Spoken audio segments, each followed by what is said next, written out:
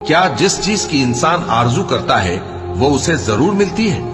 سو آخرت اور دنیا تو اللہ ہی کے ہاتھ میں ہے، اور آسمانوں میں بہت سے فرشتے ہیں جن کی سفارش کچھ بھی فائدہ نہیں دیتی مگر اس وقت کہ اللہ جس کے لیے چاہے اجازت بخشے اور سفارش پسند بھی کرے۔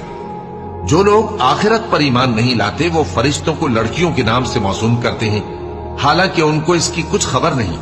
وہ صرف خیال و گمان پر چلتے ہیں، جبکہ خیال و گمان حق کے مقابلے میں کچھ کام نہیں آتا۔ تو جو ہماری یاد سے روگردانی کرے اور صرف دنیا ہی کی زندگی کا خواہاں ہو، اس سے تم بھی منہ پھیر لو۔ ان کے علم کی یہی انتہا ہے۔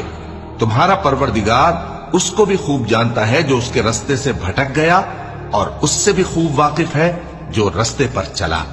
اور جو کچھ آسمانوں میں ہے اور جو کچھ زمین میں ہے سب اللہ ہی کا ہے، اور اس نے خلقت کو اس لیے پیدا کیا ہے کہ جن لوگوں نے برے کام کیے ان کو ان کے اعمال کا بدلہ دے۔